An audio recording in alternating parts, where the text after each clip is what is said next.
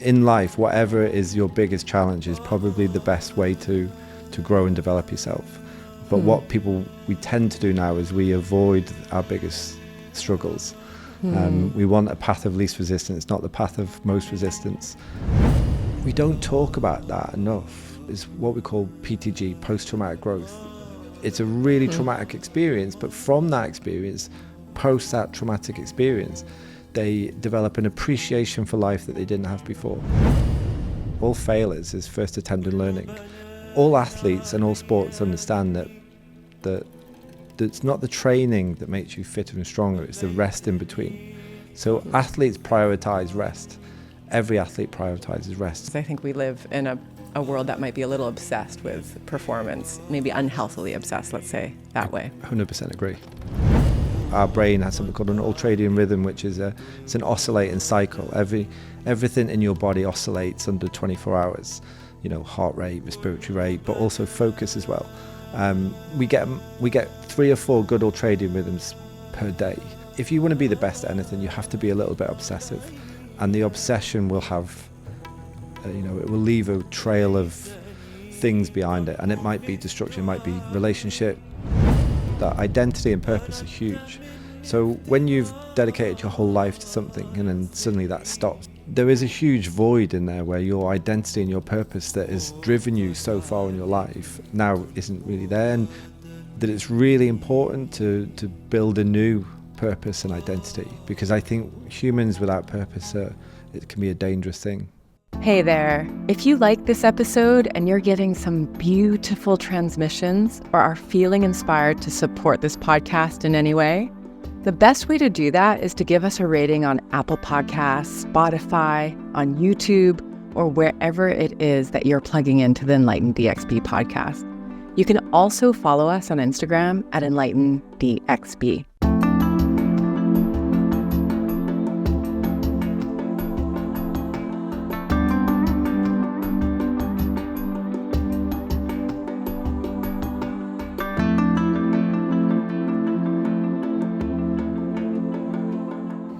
Welcome to another episode of the Enlighten DXB Podcast. I'm your host, Erika, and I'm so excited today because I'm sitting across from none other than Phil Quirk. Who is he, you might ask? He is a world-renowned human performance coach. And what I'm most excited about today is that he's worked with global who's of excellence. I see that you've worked with UK tennis royalty, Liam Brodie, 3-time Olympic cycling champion, Ed Clancy, and even some elite operatives from both US and UK special forces. Phil, welcome to the show. Thank you very much. Yeah, thank you so much for coming on the show. I'm really excited to talk to you about some of your specialties, which is neuro-linguistic programming. Some people might know it better by its abbreviation, NLP, and hypnotherapy. And we've had a few conversations, and what I love about what I think you can bring to this is sort of healing conversation about the spiritual warrior's path is both that masculine and that feminine route of balancing that performance with, moderating that, because I think we live in a world that might be a little obsessed with performance, maybe unhealthily obsessed, let's say that way. 100% agree. Yeah, so you describe yourself as someone who's obsessed with human performance. When did this happen? Why did it happen? Was it born from pain or purpose? If I go sort of right back to the start, I joined the Royal Marines when I was 20 years old, and I probably started the journey there without realizing it. I had that sporty but not academic badge that you get when you're at school. You kind of get given badges to wear, as Ram Dass would say, and I joined the Marines predominantly for that reason. I wanted to run around, put a Bergen on, and kind of do physical things. And I didn't realize it then, but what I was experiencing firsthand was, resilience, leadership, what suffering really was, what pain was, how to endure, when you're under incredible physical and emotional and, mental stress, which is what Limpston is, where they train the Royal Marines. But I was always I would say a square peg in a round hole. I wasn't a real boot neck. I loved my time. I did 6 years. but it was never really me. So I kind of left, and I did a really odd thing and switched sides, joined the RAF, the Royal Air Force, which was an unusual move. You know, my friends from the Marines let me know with their banter. But really, I wanted to do something in the RAF which I couldn't do in the Marines, and that was to become what's called an adventure training instructor. So I would take people in the mountains, take people canoeing, take people climbing, and we would use that experience as a way of developing them. You know, you learn about yourself when you're dangling off a cliff in the Alps, or you know, ski touring in the winter. You learn a lot in nature that you don't really need any textbooks to teach. But the interesting thing about what we did is we wrapped that experience around lots of developmental models, which would become my passion. And I just fell in love with the idea of not just having the experience in one hand, but able to facilitate that experience and contextualize it using models. And that combination of those two worlds kind of set the framework for me to move into human performance and start studying it. I love this. There's so many things that you touch on that it makes my little girl come alive. I was a total tomboy. I was an elite athlete. I mean, I made it to collegiate basketball, was introduced to, you know, a lot of sports psychology quite young, which is probably why I got really into studying neuropsychology in undergrad. And there's just something about, like, even the military shows. I'm sure there's many men and women out there that can feel viscerally whenever they watch a military.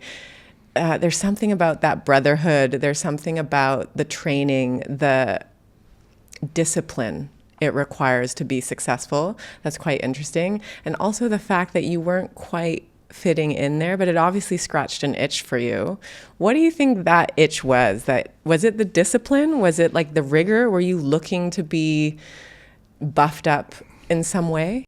I think with the Royal Marines, I wasn't, I was quite physically active when I was young, but I wasn't physically strong. I still am. I'm not, really sort of what you would call like a mesomorphic man that's got muscles. I was very good at running. I was very good at, kind of doing long distances. And, part of me wanting to join the Marines was I wanted to be a bit tougher. I wanted to have a little bit of respect and reputation. And that kind of backfired a little bit. I probably went too far the wrong direction. But what the Royal Marines, I always say the Royal Marines built my character, and the Royal Air Force built my intellect. I held on to the belief that I was not really an intelligent person. And when I joined the RAF, I was mentored by a squadron leader, a guy called Mark Lovett, who, for whatever reason, he kind of saw past the class clown and encouraged me to start thinking a little bit more instead of just messing around. And he gave me a book to read. It was Stephen Covey's 7 Habits of Highly Successful People. I read it front to back in a matter of days, and kind of I sort of read it once and it just all went into my head, and which was a shock because I couldn't retain information when I was at school, but that's probably because I was looking at the classroom at the football field rather than what was getting taught. And that taught me a lesson in and of itself, that if you want to teach people and if you want them to learn, they have to enjoy the experience and be curious about it. And it's your responsibility as the teacher to create that environment of curiosity. And it's something that I've built into everything I do now when I teach. I wrap all of my teaching around storytelling and metaphors and Greek mythology. And the reason for that is I want people to be really curious about what's going on, not just give them the information in a kind of sort of binary way. Yeah, and I know you're a big fan of Stoicism and you call yourself a Greek geek. Yep. What is it? What are the lessons that you're pulling from these ancient Western traditions that really speak to you? Well, Stoicism itself is wonderful. I think it's the original Stoic was Zeno of Citium, and I love his story about how he started Stoicism. He was actually a wealthy merchant trader in the Mediterranean, and his ship with all of his cargo on and all of his wealth was shipwrecked and sank, and he was sort of shipwrecked onto the shores of Athens. And as the saying goes, what he said was, it would appear that I'm destined to be a less incumbent philosopher from this day forward. And that's the essence of Stoicism, is not about being tough or, kind of stiff-lipped, but it is about accepting your situation, whatever that may be. It's about accepting things like temperance and using some of the virtues of Stoicism to live in a modern world. I think is as valuable today as what it was, if not more valuable today. This idea that, you can live a good life in accordance with nature is all wrapped in the Stoic philosophy. So that on and of itself, I just love that whole concept. Some of the other Greek philosophers that sit outside of Stoicism, the famous ones like Socrates and Plato and Aristotle, who were teacher-student lineage. I just think the stories are wonderful. Socrates espouting philosophy in the ancient agora, the agora being the open space of Athens, which is where we get the word agoraphobia from. And this idea that, it's this old guy with a white beard with no sandals on would just stand there and just espouse philosophy outside of Simon's shoe shop, I think it's just incredible. And we don't really know what Socrates said, because he never wrote anything down. He never committed any of his ideas to paper. It was his student Plato that wrote all of his ideas. So we're never really sure whether Plato talks about Socrates in the first person or the second person and uses him as a mouthpiece for his ideas. It's difficult to separate the two. Oh, fascinating. Oh, that's interesting, because he's so famous. But so Plato, his student, was the one that made him famous, perhaps. For sure. I mean, well, he was famous in Athens at the time, perhaps made more famous by his death. So his death, I think it was 399 BC. He was sentenced by a democratic jury of his peers of around 500 or 600 of them. Huge jury, that is, isn't it? And the first time he was sentenced, he was charged with corrupting the youth of Athens with his ideas, which was a score that was settled for an enemy of his. He was found guilty, and his sentence was to pay a sort of nominal amount of money and some wine. He rejected that. He said that the jury were all idiots. So they retried him and sentenced him to death by hemlock. Oh my gosh. I had no idea that he was basically murdered by his peers. Yeah. Interesting. Fascinating. It sounds like, I don't know so much. I hear about a bunch of different Greek mythology stories, but with regards to Stoicism, it seems to be this sort of set of rules that make you a calm, patient, resilient person. Yes. Made more famous by the Stoics that came after Zeno than Zeno probably himself with his school of Stoicism. Marcus Aurelius, Seneca the Younger, and Epictetus are probably the three biggest protagonists of Stoicism that really kind of brought it, especially maybe Marcus Aurelius with Meditations. But it is very much that. It's a simple set of rules. It's not complicated. It's living your life in a very simple way and abiding by the virtues of Stoicism. And actually, if you kind of filter all of your actions and your ideas through the virtues, then it gives you a compass of being able to navigate in the world. And what are some of your favorite tenets from Stoicism that you really try and live by? The struggle is the way, for Marcus Aurelius. If whatever is in life, whatever is your biggest challenge is probably the best way to grow and develop yourself. But what we tend to do now is we avoid our biggest struggles. We want a path of least resistance, not the path of most resistance. But that very resistance is what gives us resilience and fortitude. This is fascinating. I've been thinking about this today because I was thinking, we might talk about limiting beliefs at some point. And I thought, what's one of my limiting beliefs that comes up often? And now that you've framed it in this way, now I'm not sure if it's a limiting belief or something that's gotten me this far. But I do have a belief that success doesn't come unless you struggle. And I think it's all limiting in that I also think that success can come when you're in flow and it's joyful and graceful. And so sometimes it can, I suppose any belief can be a little unhealthy. And so if I oversubscribe to this Stoic belief that the struggle is the way, I agree with that. That struggle is great and it builds character. Yep. But if I only look for struggle, then it can be really hindering. Yeah, and I think just going back to what you initially said is how you define success as well. And that's one of the things that I often say to clients is that we talk about success without really defining what that metric is. You know, is it monetary? Is it happiness? Is it social media following? Is it, you know, how do you define what success really looks like? Because if you can't actually define that, you're almost punching in the dark a little bit and hoping to get a knockout punch. Yeah, it's interesting because I know it energetically it's changed over the years. And in the last 10 or 15 years, I've always said I'm a student of eudaimonia, which is the pursuit of life lived meaningfully well. But then you could also say, well, what is a meaningfully well-lived life? But I think it really is one that is led with purpose, that is really embodied, that is full of joy and grace and simplicity, is full of deep connection and meaning and relationships. And of course, with that, I assume that, you know, there's financial success and all of these things that support that environment. But one way a friend of mine or one of my mentors about 10 years ago asked me this question, and it has always stuck with me. He said, what do you want people to say about you at your 80th birthday or at your funeral? And if they were to only call out 3 things about you, what should one of those 3 things be? Or what should all of those 3 things be?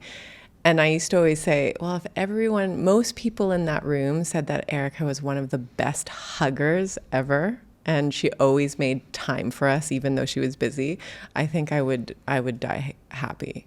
And I think it's always a good litmus test of questioning, well, what do you want people to say about you when you're gone? Yeah. I would 100% agree. What are your what are 3 ways that you hope that people describe you when you're finished? I'm not so concerned about many people. One of the reasons why I called my first book Legacy was about my daughters, and I think it's very difficult for my 2 daughters to understand what I do, because it's quite difficult to explain. It's not like my dad is a teacher, or he's a postman, or he's a university professor, whatever job title. I think if my daughter's friends asked them, well, what does your dad do? I don't think they would be able to answer. And I wrote the book Legacy because at some point in their life, they're going to get to a point where they start to be curious. And I wanted them to be able to pick up a book and actually go, oh, I kind of understand a little bit more now.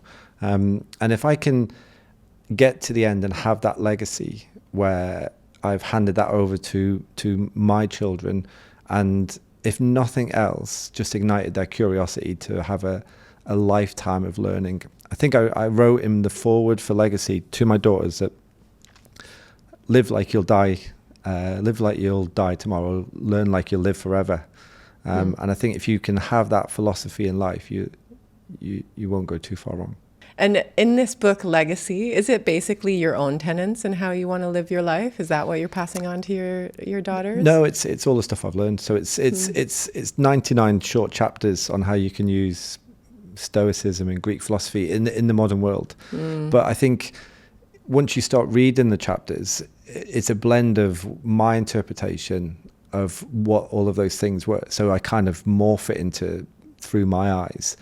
So it has my sort of DNA wrapped into it, but it's the ideas of many people that come before. It's kind of the ultimate standing on the shoulders of giants book. Well, you've worked with a lot of giants, everyday people, but also like Olympians and elite athletes. And I'm so curious, when you look at these people that have reached a certain level of performance, they're the top in their field, do you feel that there's something really, like there's one strand of thread or something that ties them all together, and it's like, yeah, this is what's different about them versus the 99%?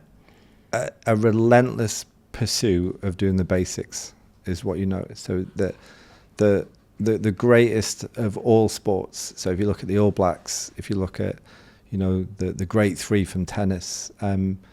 They just relentlessly practice the basics, almost to a point where for anyone else it would just be mundanely boring.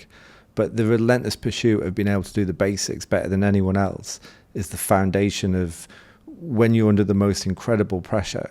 So you're on centre court Wimbledon, you're under the most incredible pressure because you've done those basics so much and you've committed so much of your life to drilling them into your subconscious mind that it all starts to become automatic and you reach that flow state. And I think you can only do that by this pursuit of mastery of the basic skills.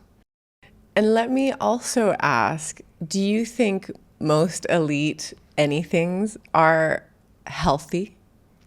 And by that, I mean, obviously they're physically healthy or whatever, but there is this idea I feel, and I feel that even with myself, if you have an obsession about something, and it obviously can bleed over to the other side. So you could become a workaholic, or you could become so obsessed that you're just like this horrible person to everyone around you, or what have you.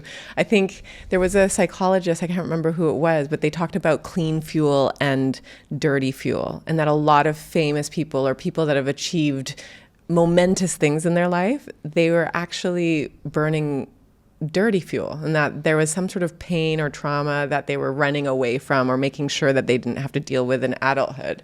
Is that an experience that you have working with people that are really obsessed with human performance? If you look at different sports, so cyclists are all a little bit unhinged, and there's a good reason for that, because the sport that they participate in is so brutally physically that you have to have a certain amount of that mindset to be able to put yourself through the pain that they do. If you look at things like the Tour de France, and so if you look at most cyclists and you kind of sit down, and they're all in a really wonderful way, a little bit bonkers. And obviously not, you can't overgeneralize that statement, but I think it's a good barometer. And I think most cyclists would giggle and agree, because they are a little bit like that. But I think across all sports, and if you want to be the best at anything, you have to be a little bit obsessive, and the obsession will have, it will leave a trail of things behind it, and it might be destruction, it might be relationships. It's very difficult to have a solid relationship if you're on the ATP tour and you basically just travel all around the world, and you're effectively for nearly the whole year you are kind of bouncing from sometimes not even country to country, continent to continent. So the very nature of that is not what we would call conducive to building healthy, solid relationships. So to do that is a huge challenge. It takes a huge amount of sacrifice, not only in the athlete's perspective, but their partner or their wife or husband or whatever it is. So so each sport has its own kind of, I think, nuance. But there is a general need for obsession to be able to be the best. Because I think talent only takes you so far. You can see it in lots of the best athletes. They're all so talented, and what separates them is this is something different about the greats, and obsession will be in there for sure. I also think about all of the overachievers that I know, which are many, and and probably to some extent I suffered from that as well. And that overachieving, though, at some point, that obsession, I think, does lead to a point in your life where you go, this isn't working for me anymore. It's really gotten me to this far. I'm really grateful for it. I respect it, but it's actually no longer serving me. And I assume a lot of your clients kind of meet that point at some point in their careers or in their life. Yeah, I mean, I haven't worked with many that have gone kind of past their career. So, but I know if you use the military as an example, that identity and purpose are huge. So when you've dedicated your whole life to something and then suddenly that stops, whether it's leaving the military or you cease to be a professional athlete in whatever context, there is a huge void in there where your identity and your purpose that has driven you so far in your life now isn't really there. And I think it's, and it's the same with the transition from military into the civilian world, or athletes into the same context, that it's really important to build a new purpose and identity, because I think humans without purpose, it can be a dangerous thing. And how important is it to balance out discipline and self-compassion? Discipline is a little bit overrated, I think. Oh, wow. Well, say more. No, actually, sorry. I've gone the wrong way with this in my description. Most people ask about motivation. Motivation's overrated. Motivation is an emotion that comes and goes. Sometimes, you're really motivated to go to the gym. Sometimes you're absolutely not. Yeah. And someone that only relies on motivation, when they're not motivated, they won't do that thing. Mm-hmm. What you find with athletes is discipline and commitment especially. They have a mindset that they don't care whether they're motivated or not. They're going to go and do the session that they need to do, because they know that, just not doing that session then and giving themselves an off that day will lead to it happening again and again and again. And sooner or later, you start to miss blocks of training. And actually, if you have that mindset where no matter what, unless I'm injured, I will not miss a session. Whatever I've got in my training program, I'm going to do that session at 100% of whatever I need to give to it. It's a lifestyle of discipline and commitment. Many of them, if you talk to them, they don't necessarily feel motivated. You do when you go to the games or the big events. Obviously, the motivation takes care of itself. There, the excitement and the whole intensity of that experience. But if you use like Ed as an example, he was a wonderful guy, Ed Clancy. He's a track cyclist that specialized in team pursuit. So, there were 4 years in between each Olympic cycle. And although there were world championships and European championships, it was the Olympics was always the focus with Team GB. So if you're, into your first January out of an Olympic cycle, you've got 3 years left. You've got to be committed and disciplined, because you're not going to want to get on your bike and go for a 6-hour ride around Manchester in the rain. Yeah, I really struggle with this, because on one hand, I agree with you. Discipline is so important. But maybe just from my personal context, having a Japanese mother where discipline was so ingrained in us. And if anything, people would describe me, I don't know how they would describe me now, but I would say a lot less intense. But they used to describe me as like super intense my whole life. One of the first words that people would describe me as like, oh, Erika's really intense. How did that change? I think it changed for a few reasons. One was because I was so career motivated, and I realized that my intensity sometimes didn't get the most out of my team. Yeah. And so I had to temper that. But it also changed when I decided to work for myself for the first time, and also COVID and time changed and things slowed down. And for the first time, I got to feel what it feels like to not have my nervous system ratcheted up to here. And in that experience, I went through this process of like, there is also an ugly side to over-discipline. And there's this whole other side of rest, for example, that I'd never really experienced. And all of a sudden there was this several years where I had to figure out what that new equilibrium was. And I do remember there was a lot of hesitation in bringing self-compassion in, but I also really craved it. Like I could cry thinking about receiving compassion and being like, it's okay if you don't want to go work out today, or if you don't want to do that thing today. But I really still struggle with where that fine line is. And how that manifests in my businesses is that I really tend to work really hard when I'm in Dubai, obsessively. And then I go on holiday because I know that I need to, and I'll turn off for like a week or two. Literally, like I'll turn off my phone. And then I'll come back, and the guilt has started to subside over the years, but it's been like a real work in progress to remove that so that I don't obsessively work again while I'm here, because otherwise it's really hard to sustain that lifestyle, especially as you get older.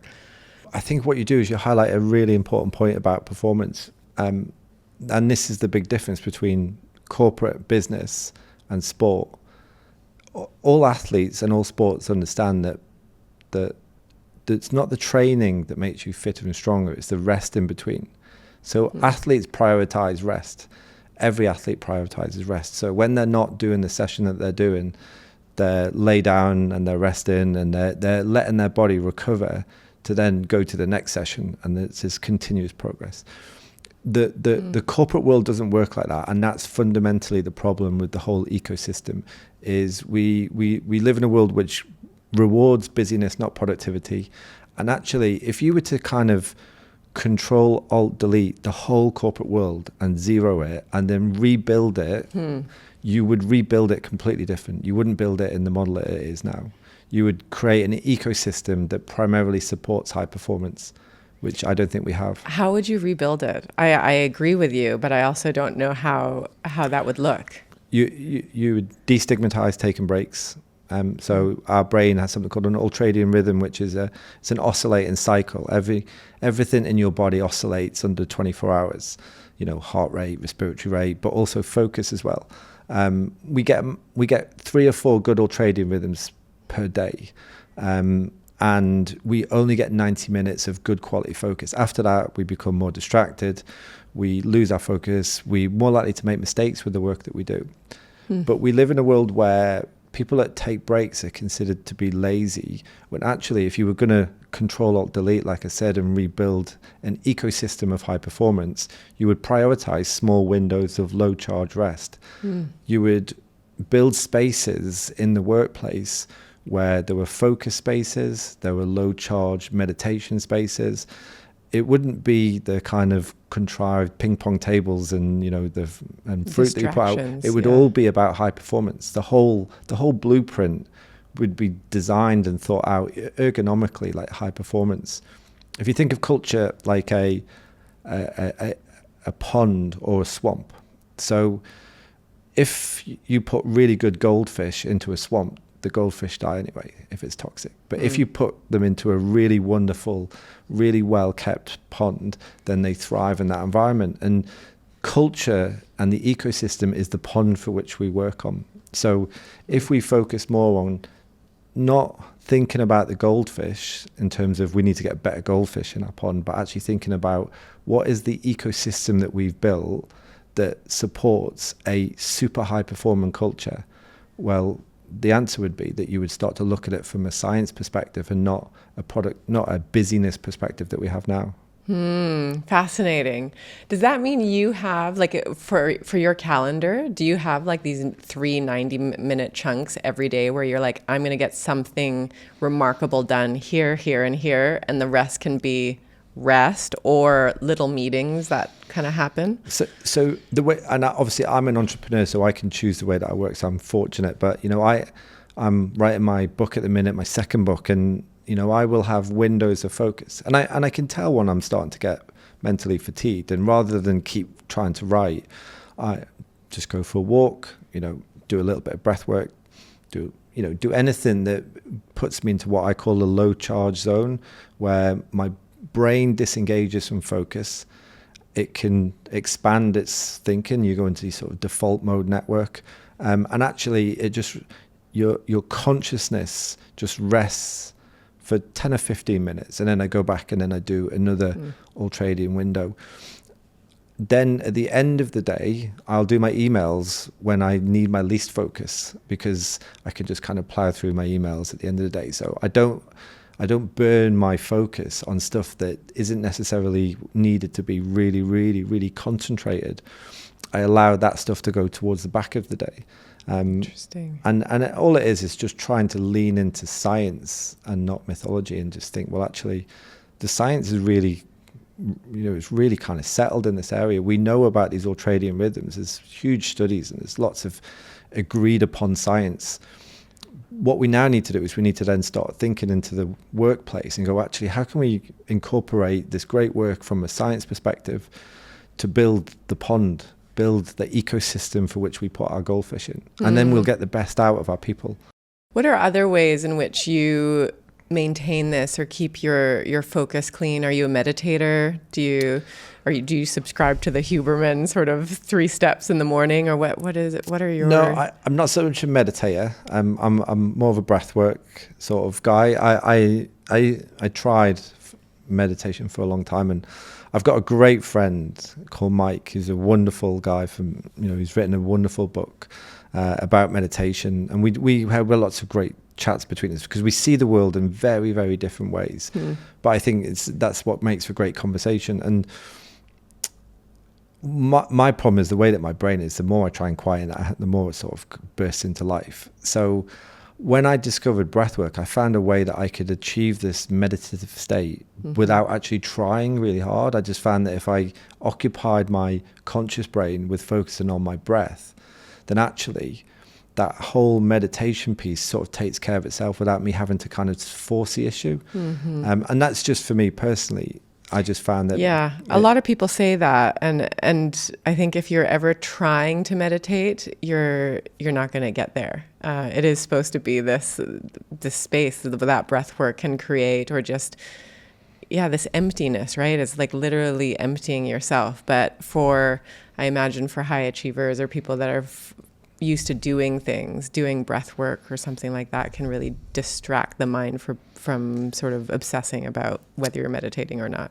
Yeah, and there's a deeper reason there as well, because if we look at stress as a component of that ecosystem we've talked about, what most people don't realize is that they don't have to be in their stress response. Their sympathetic nervous system doesn't have to be constantly engaged. Now, the only thing that we've got within the autonomic nervous system that we have a direct conscious control over is our respiratory rate. And actually some conscious breathing, just once again, this low charge zones, just going lying down for 10 minutes, putting some nice relaxing music on and doing some sort of really deep extended exhalation, conscious breathing, just paying attention to the breath, 5 seconds in through the nose, a slight pause and then 10 seconds out. And you can regulate your nervous system. It doesn't mean you're not going to get stressed out again that day, but it allows a period of respite for you to come out of your sympathetic nervous system, your parasympathetic nervous system to be activated. And then once again, the brain go into the default mode network, and then you can regather yourself, refocus. And the next window that you've got is going to be good, pure focus, and you're going to do good work in that 90 minutes. I love that. Do you want to lead us in one or two breaths like that?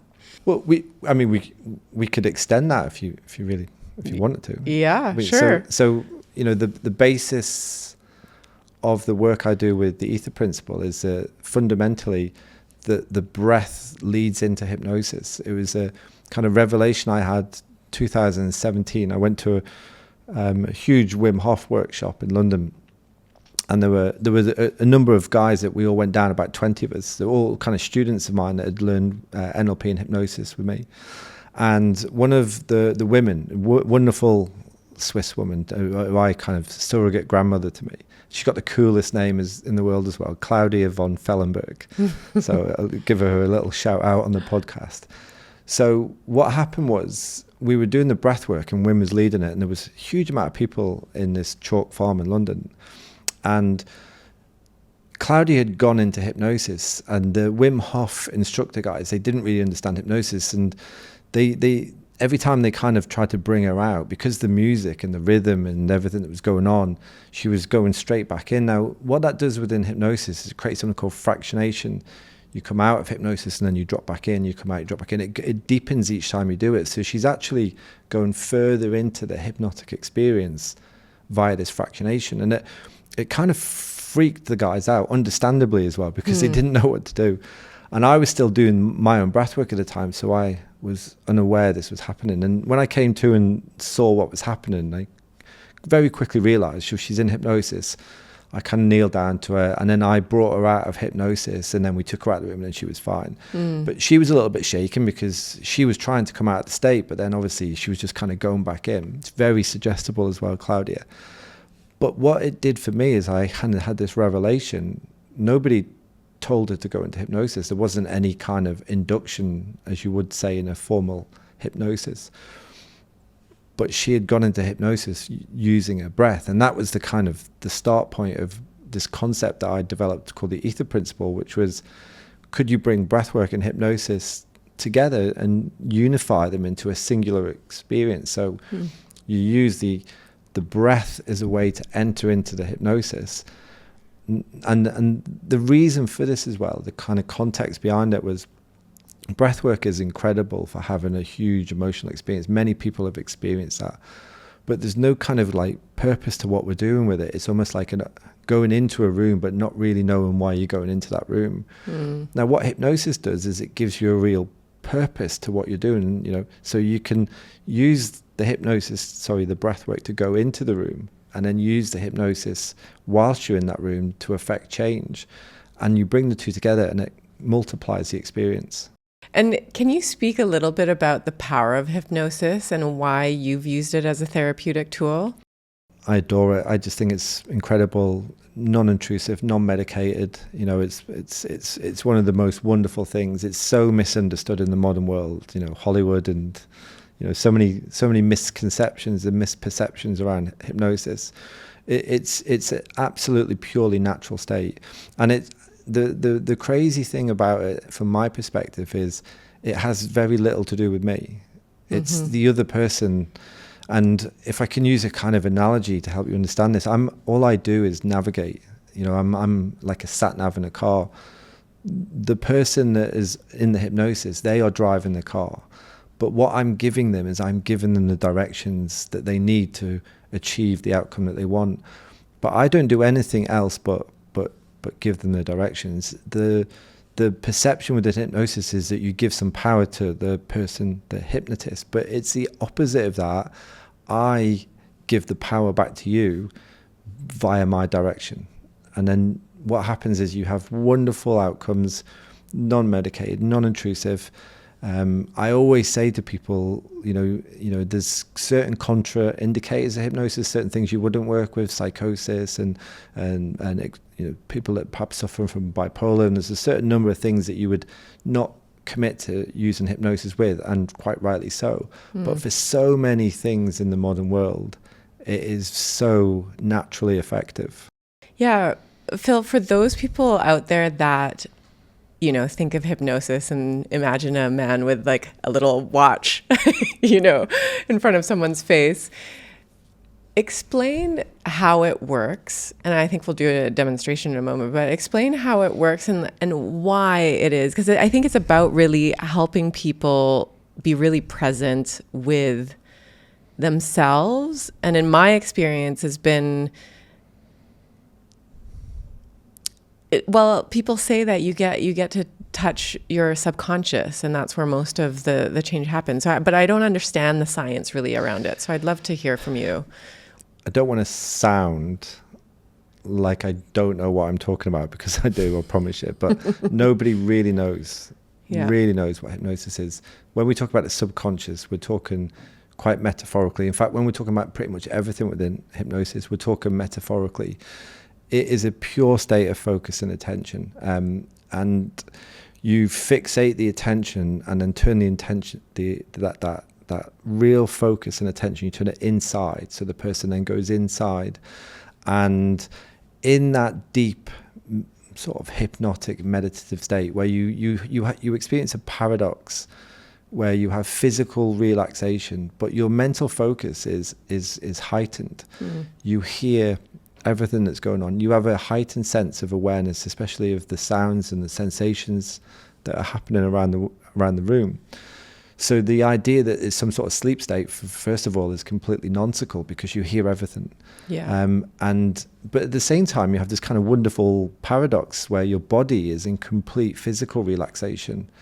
So there's a kind of increase of the focus and attention, but also a kind of complete relaxation that occurs simultaneously. And then when you get into that wonderful state, you can affect change by focusing and directing your thoughts. And you can do that in a number of ways. There's indirect, sort of really permissive Ericksonian hypnosis, which is about using metaphors and wonderful storytelling that Erickson was, really famous for. And then there's a really direct approach where, you're kind of telling the person exactly what you want them to experience, and they are following that sat-nav, they are following those suggestions. And as long as a person follows those suggestions and really commits himself to that process, then you will nearly always have a positive outcome. Mm-hmm. The only people that I've been unable to work with is they just won't go into hypnosis. They kind of, their head goes down and then they lift their head up and say, it's not working for me. And they don't give it the time because their expectation is that perhaps they're just going to fall asleep like you would when you go to sleep at night, which isn't the case. And that's why it's so important that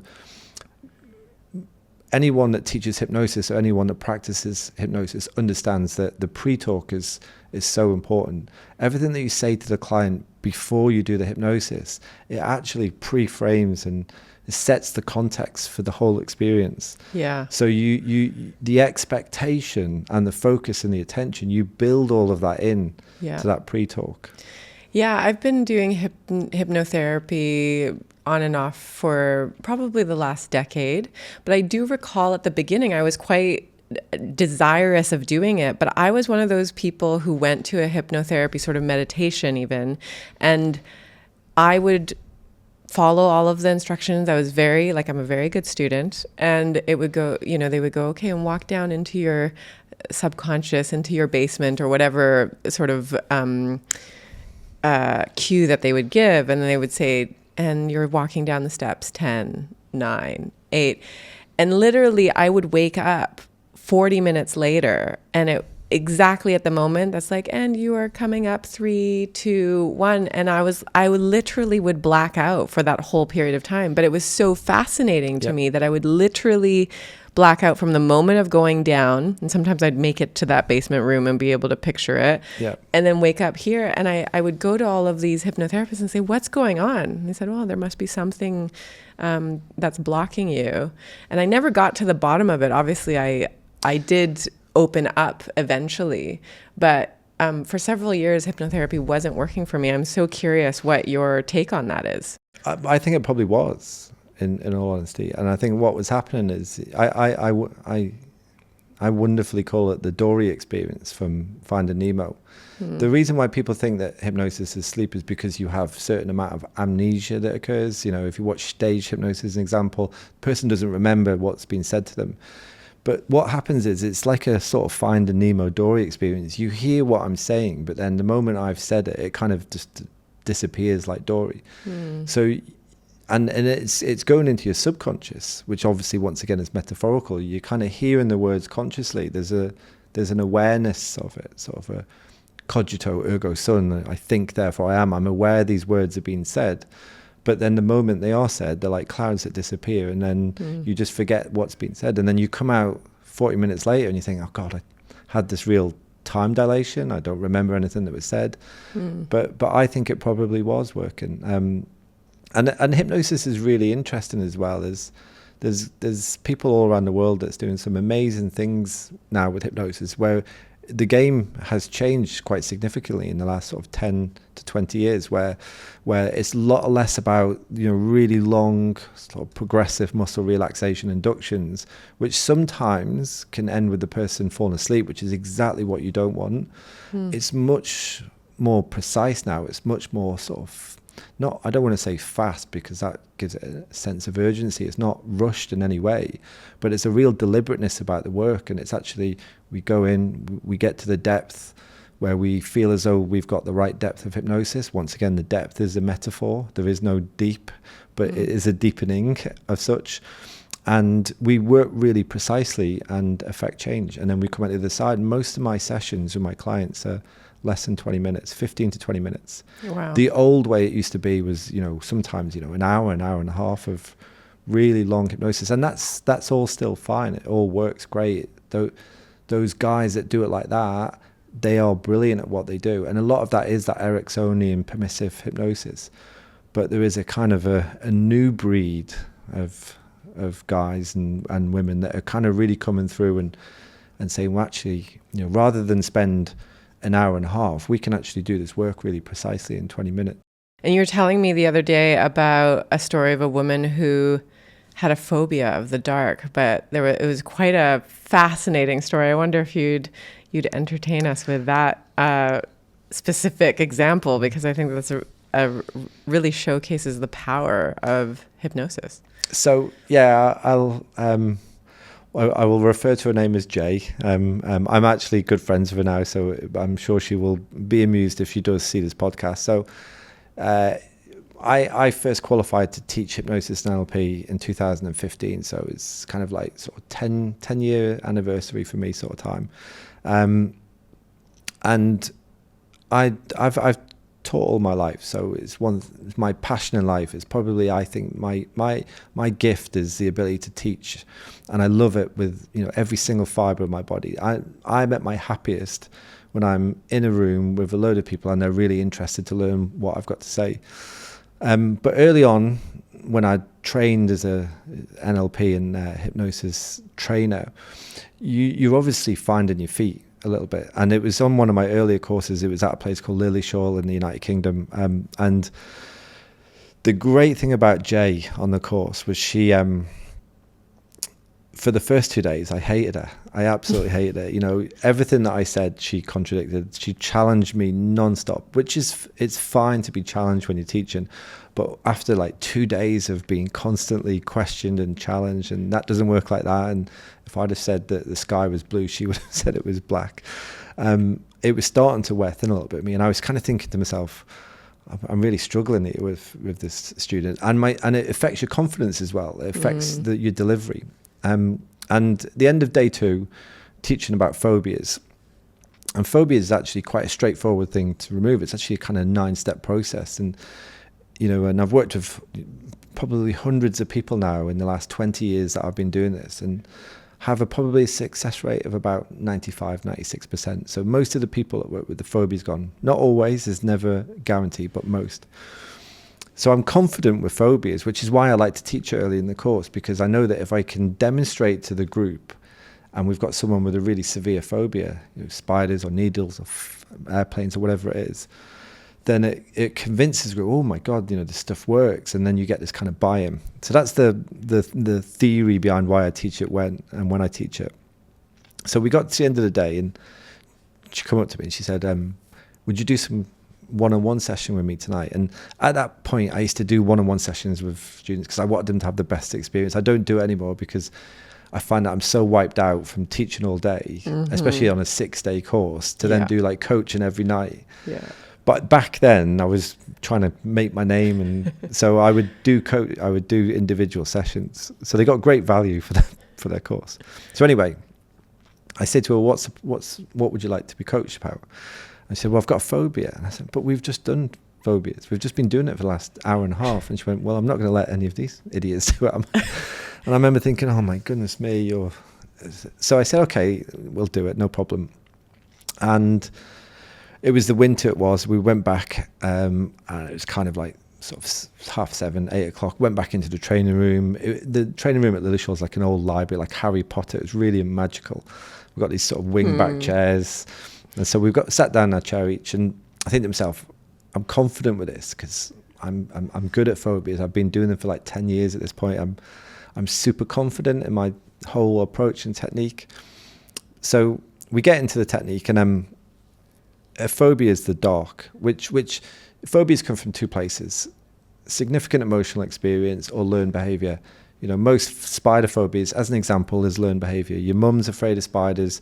Little 2-year-old Tommy sees mum terrified of spiders and thinks, oh my God, that must be an existential threat to me. So I need to take a little image of that thing. And the phobia is passed down a hereditary line.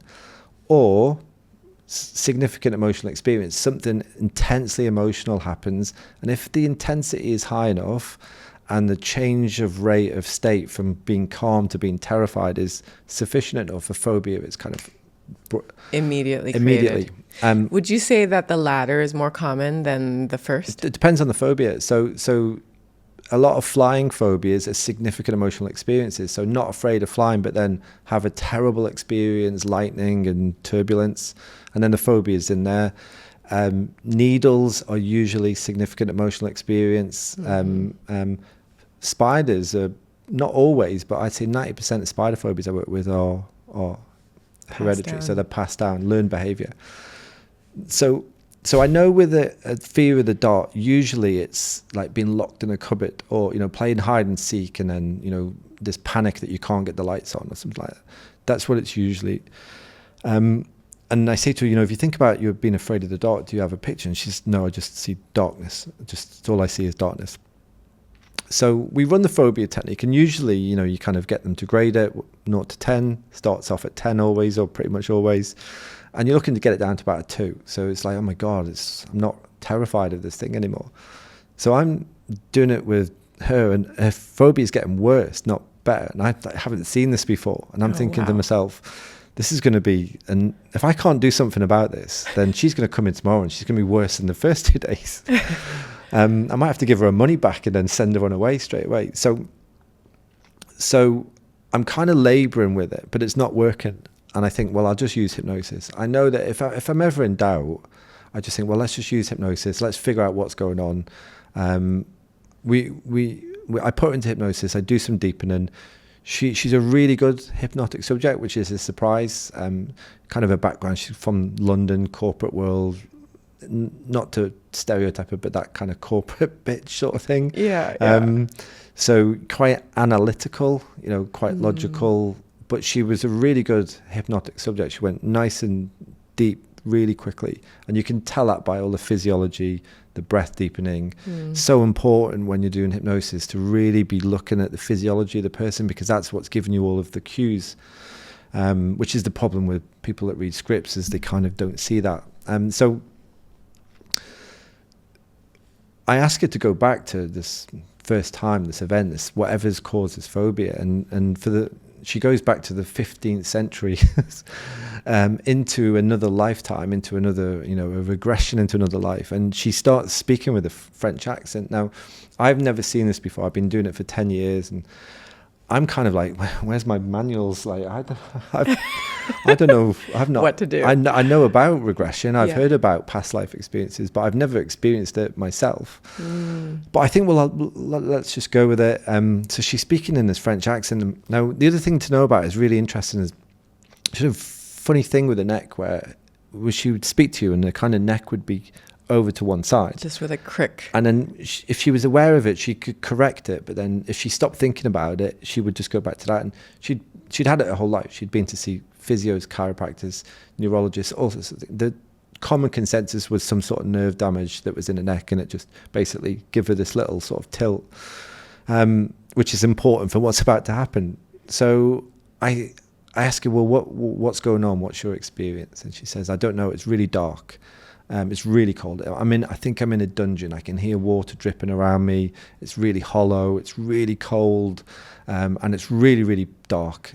And I say to her, well, what else can you tell is going on? And she went, I can feel a really heavy chain around my neck, and I'm hanging on the wall by my neck, chained to the wall. So I'm kind of like, I'm in now, aren't I? So we carry on.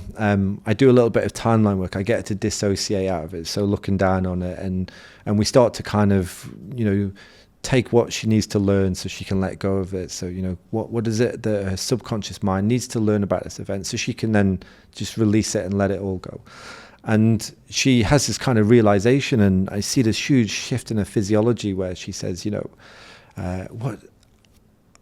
I can't control everything, so I need to learn to let go. And that's exactly what she said, or words to that effect, which I remember today, because the moment she said it, her whole physiology changed. And I kind of brought her back. So I sort of said, look, come all the way back to the present day. Take as much time as you need. Any events that you experience on the way back, just learn what you need to learn from these events, and allow them and then only come back into this room once you've made all the changes, which is a kind of little bit of a sort of a really clever hypnotic command, because you're effectively saying, don't open your eyes until you're finished everything you need. So I don't do any count outs. I just sit there now and wait. And she comes out of the hypnosis. We look at each other, and I'm probably more shaken than her, to be fair. And she says, that was really fucking weird, was her exact words. I went, for me and you both, by the way. How do you feel? And she went, I feel pretty discombobulated. And I went, should we have a look at the lights? Because it was winter. And she was really nervous. You get anticipatory fear. And I said, look, listen, I'll go to that. I'll switch light off. Give yourself a moment, take a few breaths. But if it's really, really intense, then, I can always switch it back on. But just sit with it and let's see what it's like. Switch the light off. She was absolutely fine. And to understand her phobia as well, it was so intense that she used to sleep with a torch next to her bed, face down, with the torch on, especially if she was in somewhere she didn't know, like at Lillishall. So if there was an electricity cut in the night, because she slept with the light on, the main light on, she could then turn the torch over and she'd have light. And that's how irrational that fear was for her. Wow. But then the next day in the classroom, she walks in. I'm a believer. Everyone in the class is like, what's happened here? But halfway through the day, her neck, people realize your neck's not tilted anymore. It was corrected. And to this day, she has a corrected neck, like she doesn't have a crick in her neck anymore? Yeah, I cannot explain it. And I spent about 2 or 3 years trying to study and read and understand. And I kind of came to the conclusion that it was my ego that wanted to be able to articulate and explain it. And actually, if I subscribe to the idea that hypnosis is about that person, you or whoever it is sat in that chair, not about me, then actually it doesn't matter. Mm-hmm. Wow. Powerful stuff. Powerful stuff. I want to go into, I mean, obviously that was a really stressful situation for 15th century, her soul in the 15th century anyway. But I want to talk a little bit about trauma. Okay. It seems to be this hot word that everyone's sort of been throwing around. And I think it's great that we're bringing attention to it. Big T trauma, little t trauma. Obviously, it does have an impact on us, on our performance, how we behave in the world. But there's also this feeling that maybe we're kind of getting a little imbalanced with all of that.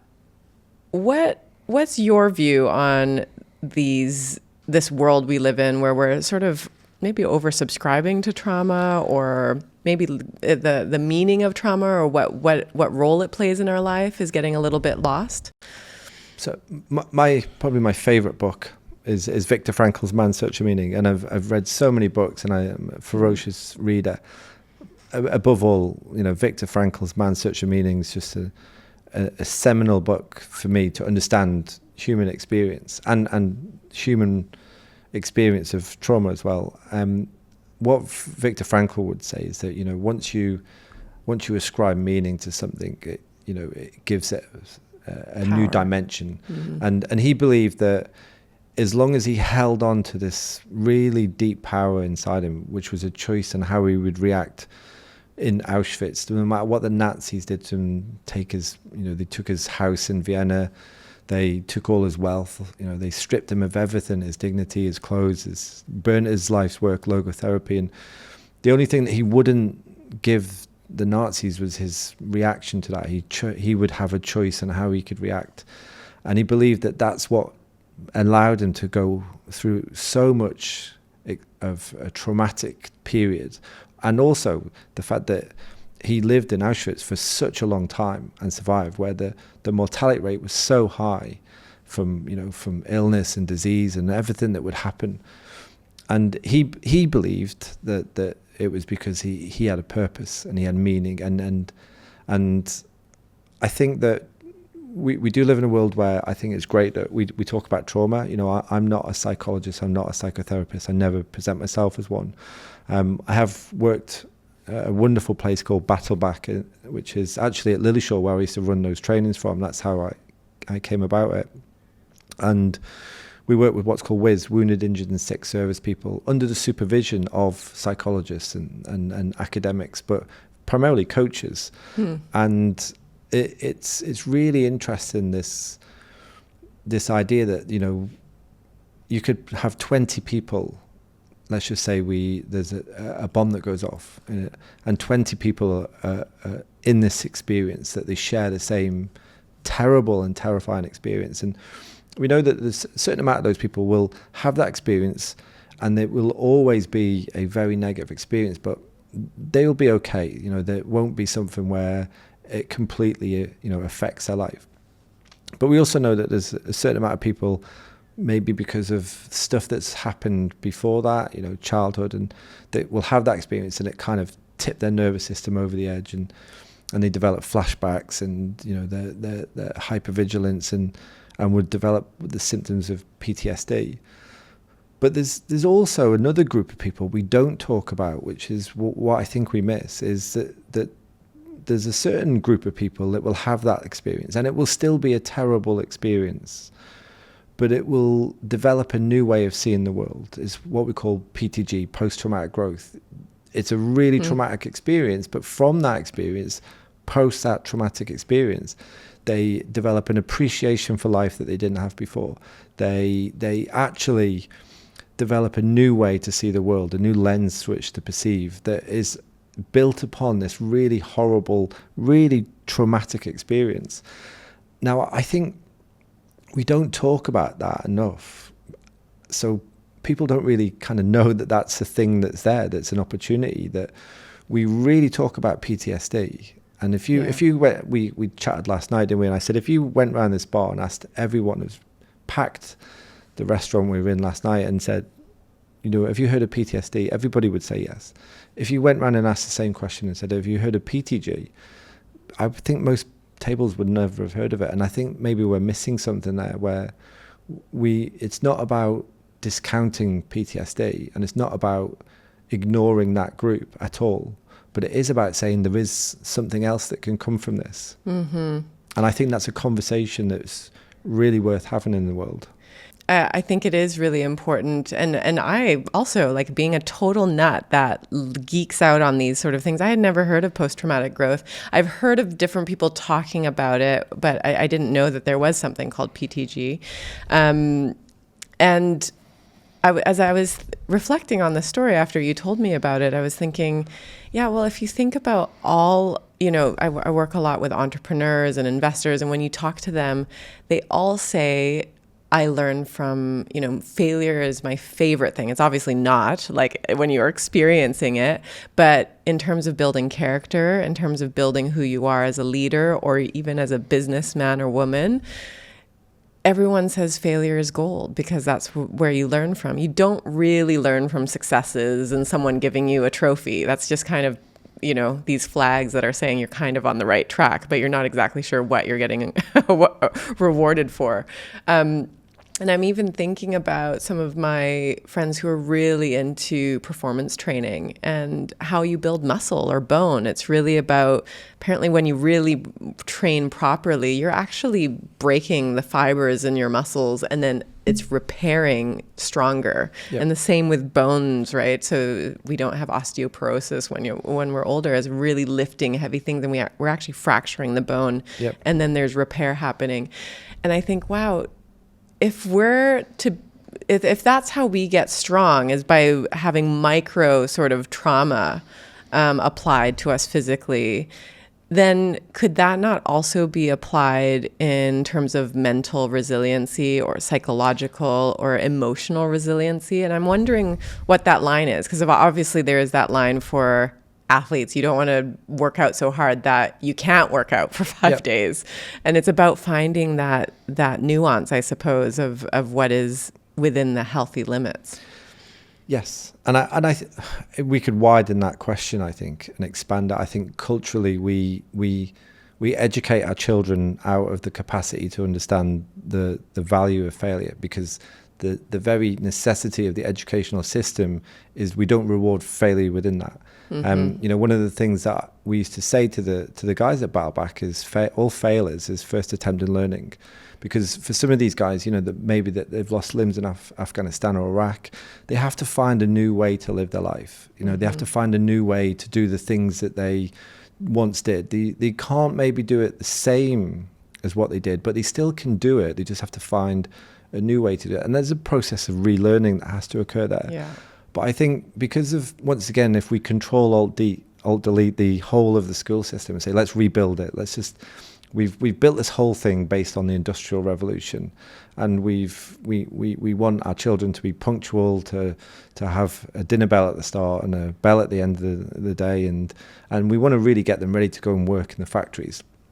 And we've evolved that idea for sure, but we haven't evolved it sufficiently enough. We still reward the same sort of hierarchy of topics that are given more credence than others within a schooling system. And most importantly, we develop a real fear of failure, and it comes from being scared of failing your exams and failing your tests, and you can see it. Certainly, I have had that experience with my daughters that they're doing spelling tests when they're sort of 6 years old, and they're terrified of getting them wrong, and I think that it's not about reward and failure, but I think that the people that create the most value in the world, they're not afraid of failure, and they'll fail and they'll fail and they'll fail. The old Edison story of light bulbs and things like that.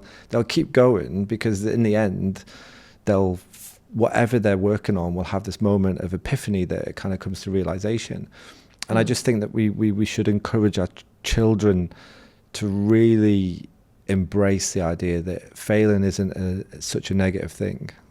And how can you apply that for trauma as well? How are you educating your kids about, you're going to have horrible traumatic experiences in life, horrible heartache. What is the missing piece or tip about making sure that creates resilience instead of, something that really creates some abrasion or resistance or contraction within our system? If I use my wife as an example, so my wife, I've just written a chapter about my wife in my book. She doesn't know this, so hopefully when this podcast comes out, and the chapter's about gratitude, and the power of gratitude. So, my wife was in her third year at university. She's a sign language interpreter. She was in her final year, and she thought she was getting really bad hangovers. She was really tired. Her neck was really stiff. And this went on for months and months and months. And she just thought that she was perhaps, having too much fun at Preston University. But what really was happening was she had leukemia that she didn't realize, a rare form of leukemia called CML, chronic myeloid leukemia. And effectively what had happened, unbeknown to her at this point, is that two of her chromosomes had mutated, and number 6 and 22, I think, and created a 47th chromosome. So all humans have 46 chromosomes, but people that have CML have 47 chromosomes. It's called the Philadelphia chromosome. And she got diagnosed and obviously was so ill. And I didn't know at this point. This was way before I met her. And then when I met her, what initially attracted me to her was her infectious personality, which you can only really understand when you meet her. She's got this bright sort of red hair, ginger hair, but she has this real wonderful outlook on life, this beautiful way of seeing the world where she's just joyous and happy, even though she takes chemotherapy every day, and she's done so for the last 10 years. And I said to her, was it always this way? Like, you're so positive. It blows my mind a little bit, and she kind of her physiology changed, and she got really kind of quite serious, and she said, no, it wasn't. It was horrendous for the first year. She had to have lumbar punctures, and bone marrow extracted from her spine, from her lower lumbar.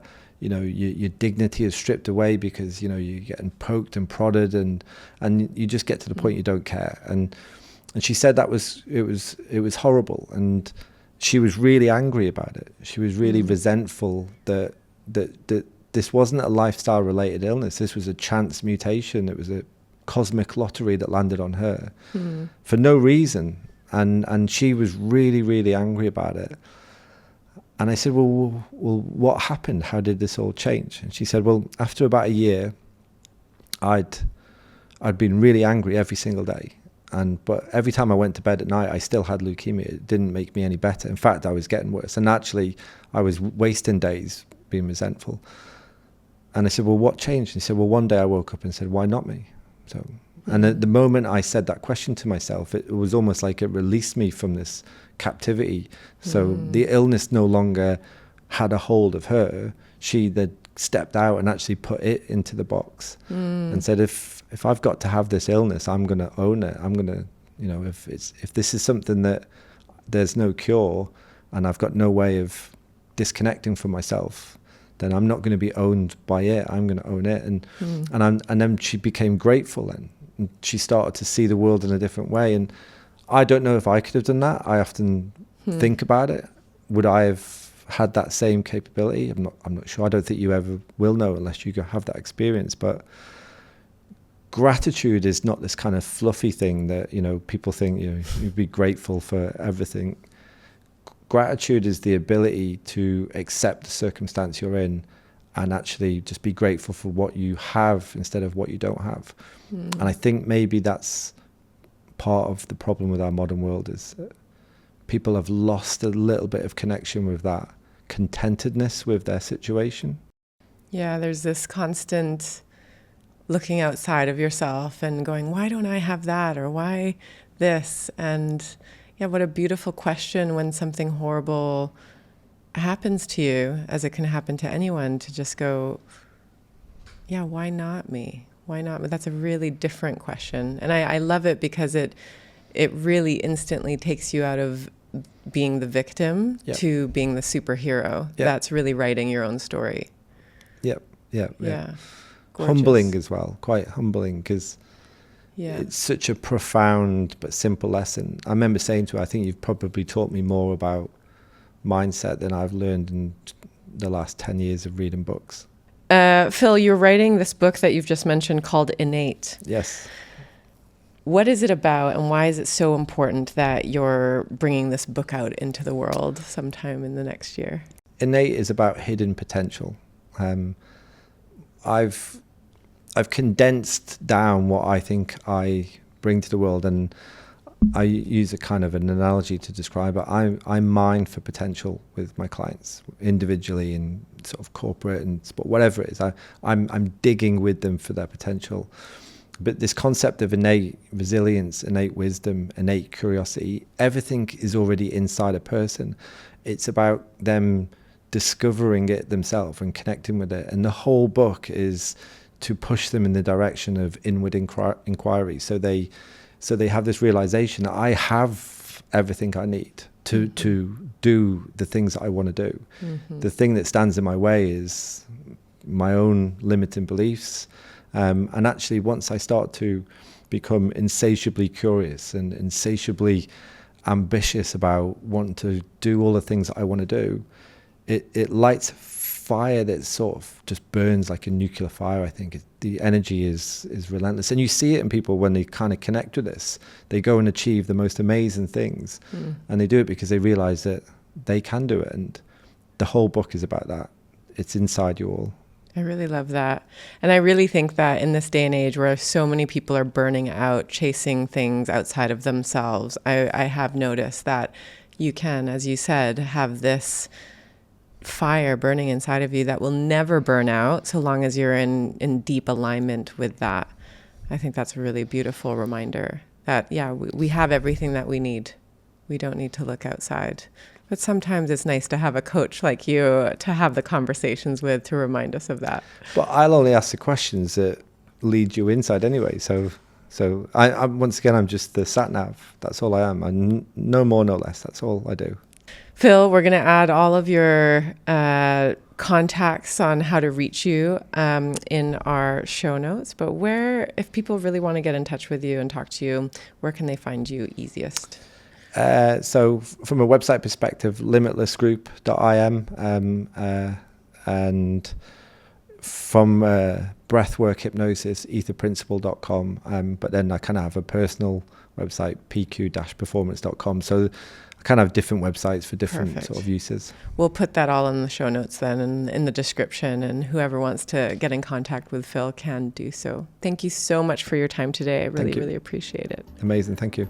Hey there. If you like this episode and you're getting some beautiful transmissions or are feeling inspired to support this podcast in any way, the best way to do that is to give us a rating on Apple Podcasts, Spotify, on YouTube, or wherever it is that you're plugging into the Enlighten DXB podcast. You can also follow us on Instagram at Enlighten DXB. If you want to reach out to any of the guests we have on the show, you can check out their profiles and their work at www.enlightendxb.com. And for those of you in Dubai looking for community, retreats, or additional resources, you can also sign up to our emailing list there. Thanks for joining us, and we'll see you on the next episode.